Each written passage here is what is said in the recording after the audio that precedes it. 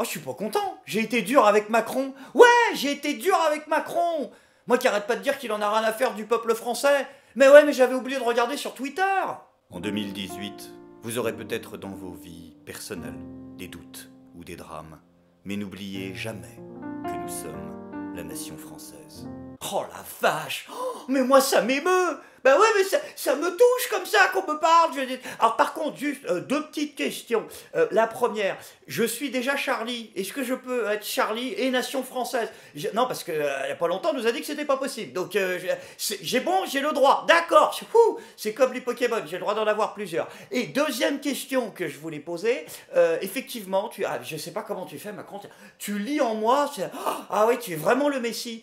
J'ai des drames, effectivement, et des doutes dans ma vie personnelle. Mais, si mes doutes, c'est envers ta politique de merde, et que mes drames, c'est l'augmentation des loyers, du gaz, de l'électricité et la destruction du code du travail, comment je fais du coup? J'oublie pas que je suis la nation française. D'accord. Ah bah, ça va déjà mieux. Et du coup, Macron, il est tellement gentil avec nous que figurez-vous quoi, bah, nous, le peuple français, on va avoir le droit de le remercier directement. Oui, bah il pense à tout, la République en marche, parce qu'il cogite un petit peu en ce moment, tu sais. Donc ils se sont mis dans un bureau, ils se sont dit, bon écoutez les gars, on a un problème, je pense que les Français aiment trop Macron, ça on le sait, d'accord. Mais le problème, c'est qu'ils peuvent pas lui rendre un culte. Bah oui, ils voudraient pouvoir se vénérer Macron, lui dire, oh merci, grand prophète de lumière, tout ça, tout ça. Ils peuvent pas, donc comment qu'on fait, hein? Oui, on va construire des petits temples. Bah ouais, mais tu sais, ils avaient déjà des mosquées de retard. Alors ils ont réfléchi et ils se sont dit, au lieu de construire des temples, on va permettre à la populace de directement envoyer des missives. Alors du coup, c'est pas une blague, hein, la République en marche a mis à disposition des Français 500 000, un demi-million, tu te rends compte, cartes de vœux pour que les Français puissent déjà souhaiter une bonne année à Emmanuel Macron et puis lui adresser un petit message pour lui dire, on vous aime pour ça, ou on pense que vous devriez faire un peu plus comme ça et tout ça. Ouais, ils pensent qu'on va leur envoyer des hommages. Donc du coup, je vous ai mis le lien dans la description vers l'article. Si vous voulez en prendre des cartes de vœux, il y en a 500 000, vous avez jusqu'au quasiment fin janvier, je crois, pour les prendre. Prenez-les, mettez un petit message et envoyez-leur, hein, de la part de Je suis pas content TV, de la famille Je suis pas content TV, hein, tous ensemble, qu'on est quand même des... Il faut le remercier, hein, dites-lui ce qu'on pense de lui. Hein, mais soyez pas trop méchants quand même, déconnez pas, parce que je vais pas... Commencez pas à mettre des trucs genre, ouais, ça enculé, machin. Non, parce qu'après, on va encore se faire traiter de facho. Hein, bah ouais, parce que...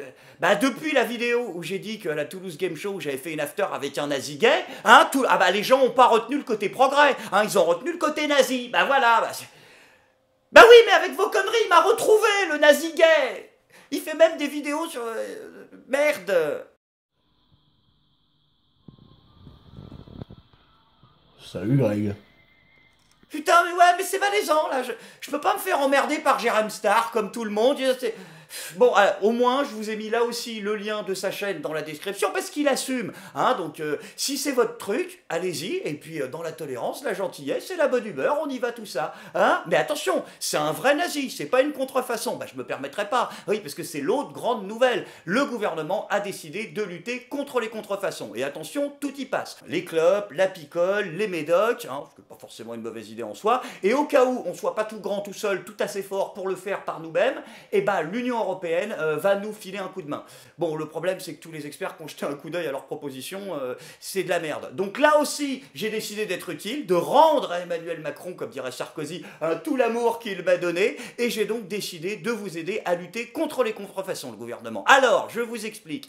Je pense, je ne voudrais pas relayer des fake news non plus, ça on en parlera plus tard, mais il semblerait, je suis pas sûr, mais bon, ça reste à vérifier, mais c'est probable, qu'il y aurait actuellement entre 200 et 300 contrefaçons, donc c'est pas énorme, mais c'est quand même important, de députés, voilà, à l'Assemblée nationale. Ce sont des faux, ça se voit tout de suite, dès qu'il y a un truc...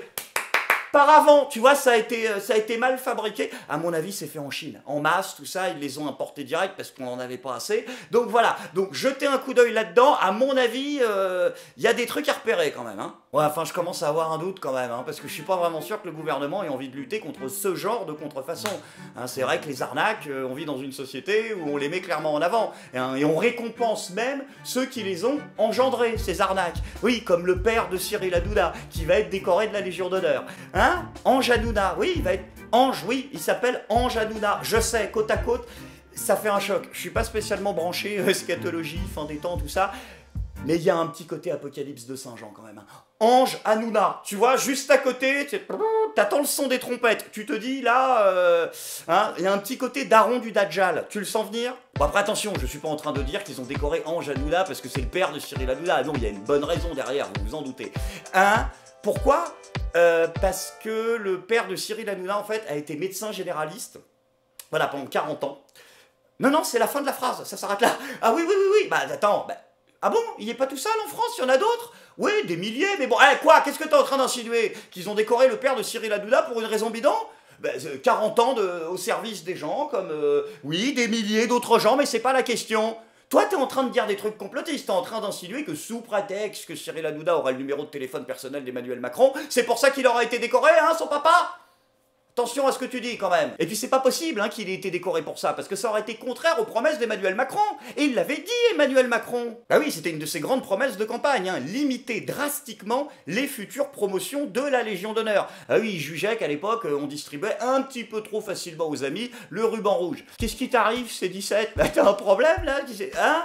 Mais non, mais 40 ans médecin généraliste, d'accord, c'est super beau, c'est super bien, et c'est un truc pour lequel j'ai énormément de respect. Mais ils sont quand même beaucoup à avoir fait ça, tu sais, c'est pas... y a pas un mec médecin dans l'histoire de France qui est parvenu jusqu'à la retraite. Hein. Alors du coup, je me demandais, Emmanuel Macron, vu que visiblement on les donne un peu à tout le monde, hein, ça a pas trop changé, est-ce que ce serait possible d'en avoir une pour ma maman? Bah oui, parce que elle est gentille, ma maman, elle fait super bien le gratin dauphinois en plus, donc je vois pas pourquoi qu'elle en aurait pas, hein. Et puis pour mon pote Thierry, oui, qui est arrivé 8ème quand même au championnat de France de Warhammer 40 000, hein. Quoi, c'est pas assez? Il a repoussé l'invasion des orques dans le secteur Calixis, hein, il l'aurait pas fait, on aurait tous été réduits en esclavage pour Gork et Mork, alors merde. Ouais, non, je crois que là aussi, je pense que toute la famille va falloir qu'on se la foute au cul. En même temps, ils sont occupés au gouvernement, ils ont peut-être pas le temps de tout regarder, de tout checker, de tout vérifier, hein. Bah oui, parce que c'est l'ouverture de la chasse. Et oui, mes amis, l'ouverture officielle de la chasse. Mais non, pas de la chasse à courre, enfin! De la chasse aux fake news! Ah bah oui! Après les contrefaçons physiques contre lesquelles notre gouvernement veut lutter, il veut maintenant lutter aussi contre les contrefaçons de l'esprit, celles qui intoxiquent notre jeunesse. Bientôt un projet de loi contre les fausses informations. Emmanuel Macron veut lutter contre ce qu'on appelle les fake news en période électorale, a-t-il précisé. Le chef de l'État a annoncé hier qu'un texte serait prochainement déposé. Il obligera les plateformes Internet à faire preuve de plus de transparence. Reste à savoir comment s'y prendre. Nathalie Goulet, sénatrice UDI, avait proposé un texte en ce sens l'an dernier. Je pense que lancer le débat, c'est une excellente chose. Alors le fait qu'il ait circonscrit sa proposition à la période électorale et que nous ne sommes pas en période électorale va nous permettre d'y réfléchir. Alors, traduction, ça nous laisse le temps de réfléchir à comment être réélu en 2022. Voilà, parce que c'est ça le but de la démarche. T'as bien compris que Artaud et Asselineau sur France 2, c'est fini, camarades. En plus, il n'y avait même pas besoin d'aller jusque-là. Hein. La simple réforme du temps de parole qui a été opérée il y a un an suffisait largement. Ah oui, parce que je le rappelle, hein, les amis, en 2022, enfin pour 2022, les règles ont changé. À partir de maintenant, il n'y aura plus un temps de parole à peu près égal et surveillé par le CSA pour tous les candidats. Non! Ils ont décidé de remplacer le principe d'égalité, qui était pourtant dans la devise, par le principe d'équité. Tu sens équité. Hein, voilà, 3 syllabes, 3 fois dans le fion. Alors le principe il est simple, je le rappelle, c'est-à-dire que pour les prochaines élections, ils se sont dit ouais mais c'est dégueulasse, pourquoi est-ce qu'on donnera du temps de parole égal à tout le monde, alors que les Français, il y a peut-être des gens qu'ils n'ont pas envie de voir, nous qu'on veut leur faire plaisir au peuple français, s'ils ont envie d'avoir triple dose de En Marche, ils auront triple dose de En Marche, merde quand même, hein, c'est pas l'autre con qui veut aller sur Mars qui va nous en empêcher. Donc pour la prochaine élection présidentielle, le temps de parole des candidats, voilà, pendant la campagne, ne sera plus équitable, enfin égal ou à peu près égal, et vérifié par le CSA. Il dépendra de 2 critères essentiellement. Alors le premier critère pour déterminer le temps de parole accordé au candidat, c'est le résultat obtenu par le candidat à la précédente élection présidentielle. Voilà, t'as compris l'arnaque, c'est-à-dire que en gros, si tu fais pas comme Emmanuel Macron à sortir de ton trou alors que personne te connaît, à grands coups de reportage de BFM TV pour faire une razzia et choper l'élection alors que 2 mois avant personne se souvenait de ton blaze, si tu fais pas ça, c'est fini. C'est-à-dire que le petit candidat qui arrive à faire sa première fois, oh putain, il a fait allez 2,4%, ah bah oui, tu feras avec 2,4% du temps de parole la prochaine fois. Voilà, c'est soit faut réussir du premier coup l'examen, soit c'est la pente glissante, parce que dès que tu arrives à sortir la tête du trou, on te fout en bas de l'échelle, et pour la prochaine fois, c'est encore plus niqué. Bon après, rassurez-vous, on n'est pas en dictature, il y a quand même une deuxième variable d'ajustement pour donner un peu plus de temps de parole aux candidats. Non, je sais pas. Assis-toi. Oui, vérifie quand même au niveau des roulettes, par exemple, que c'est fixe, tout ça, parce que tu risques de te faire mal. Les résultats des enquêtes d'opinion, c'est pas une blague, je vous jure que c'est vrai. C'est les résultats des sondages qui sont publiés, et qui sont pas mal d'entre eux des escroqueries, qui sont directement commandées par les potes d'Emmanuel Macron, qui détermineront le temps de parole à peu près à accorder à chaque candidat. C'est-à-dire que si on t'estime par exemple que tel ou tel candidat, intention de vote 9%, ah il a fait 18, merde, bah là ce sera plus possible, hein, même avec la carte Kiwi. Ça veut dire que par exemple, mais je parle pas par exemple, là vous allez dire, ouais il parle du Front National, bah oui le Front National il est sous-coté de 5% à toutes les élections depuis des années, hein, sauf la dernière justement pour le coup. Mais par exemple tu peux prendre le cas de Bayrou quand il avait fait sa rasée à 17, hein, que tout le monde le donnait à 9, bah voilà, bah là c'est pareil, il aura eu 9 de temps de parole, donc il aurait pas fait ses 17, t'as compris la combine. Enfin bref, pour en revenir aux fake news, notre gouvernement a donc décidé de s'y atteler à cœur, hein, parce que c'était une nécessité. Bah attends, ou pas. Bah oui les copains, il y avait déjà une loi qui s'en occupait, ça pourrait être une bonne idée s'il n'existait pas déjà l'article 27 de la loi de 1881 qui punit le délit de fausses nouvelles. Voilà. Et c'est un délit qui est déjà reconnu, qui est déjà appliqué par les juges, hein, c'est-à-dire cet article de loi, il marche très bien, donc je vois pas où est le problème. Alors du coup, il y a un truc que je comprends pas, parce que quand le gouvernement nous dit on met en place un nouvel arsenal juridique pour lutter contre les fake news parce qu'il n'y a pas de dispositif permettant de lutter contre les fake news en France, mais c'est une fake news ça du coup. Eh mais les copains, bah, ça tombe sous le coup de votre connerie, faut vous auto-dénoncer putain.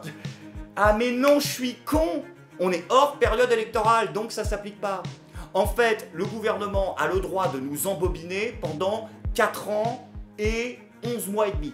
Mais à la toute fin, il faut qu'il soit sérieux, d'accord, c'est bien pensé. Bon après bien évidemment, les mauvaises langues fascisantes ne manqueront pas de faire remarquer que nous allons probablement perdre des points dans le classement mondial de la liberté de la presse à cause de cet arsenal juridique. Eh oh, ça va! On est quand même 39e, on a de la marge, oui, on est 39e au classement mondial de la liberté de la presse. Derrière le Ghana et la Namibie. Donc c'est bon! À l'aise dans les baskets. Sans déconner, Emmanuel Macron, tu voudrais pas arrêter 2 minutes de penser que tous les Français sont stupides? Bon après c'est vrai que c'est dur pour Emmanuel Macron de penser que les Français sont pas des cons. Bah on a quand même voté pour lui, donc c'est vrai que le mec part avec un handicap de départ, je te le dis pas. Mais je veux dire, on est quand même capable de faire à peu près le tri entre les informations.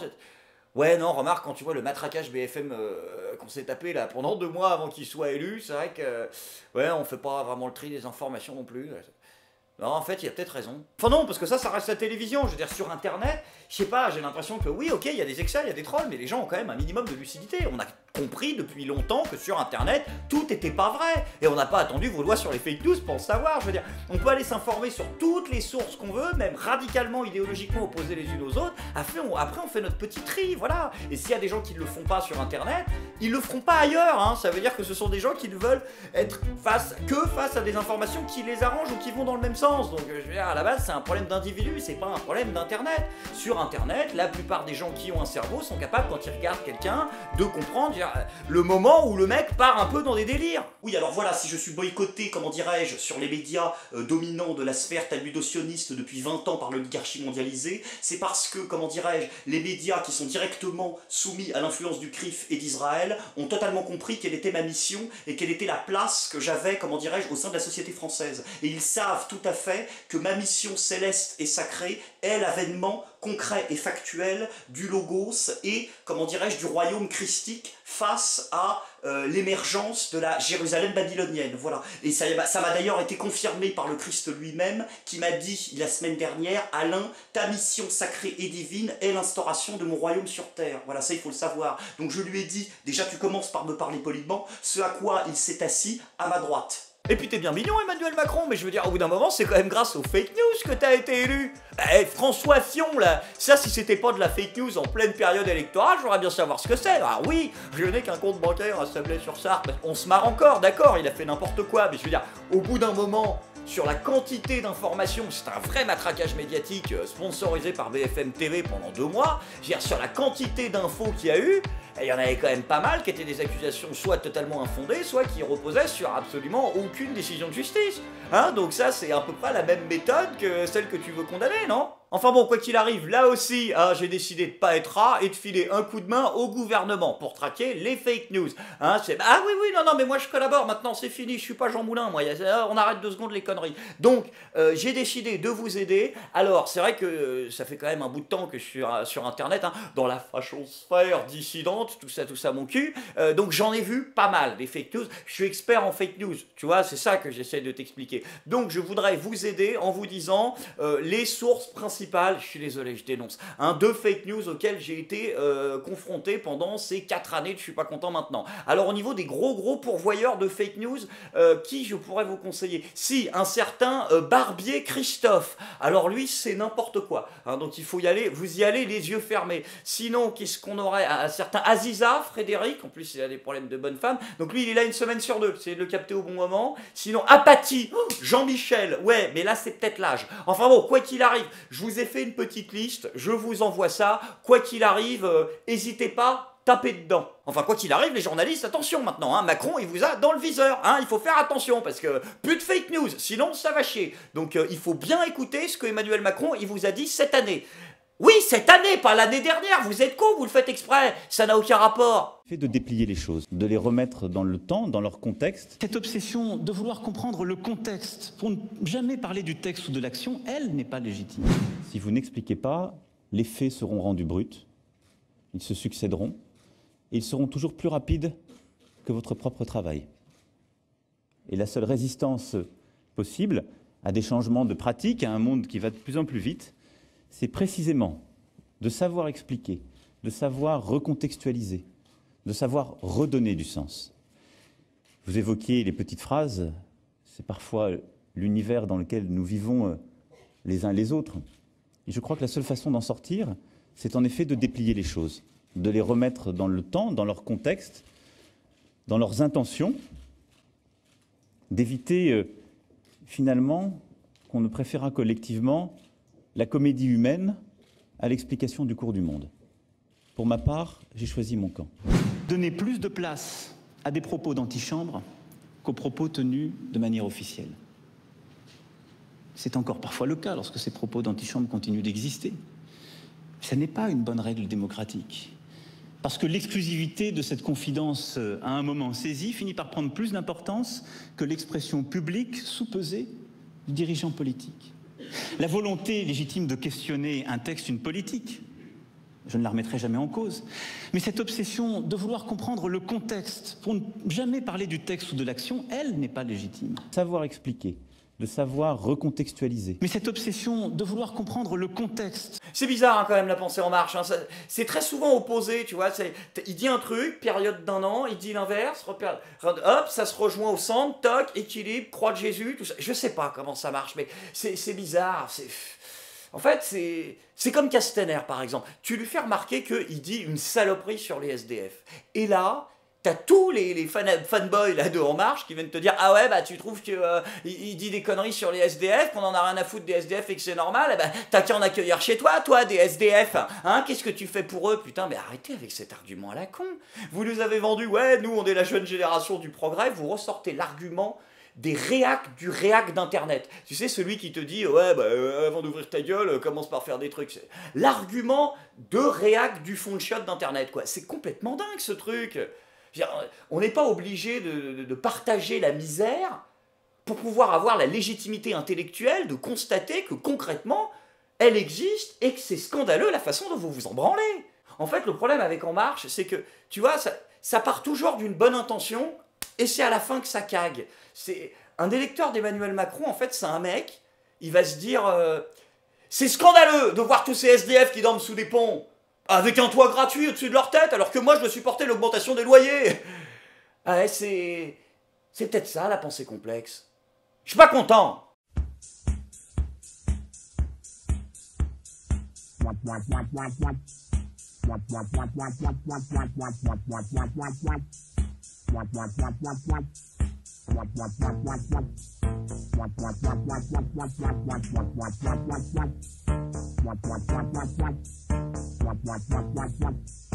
Wow.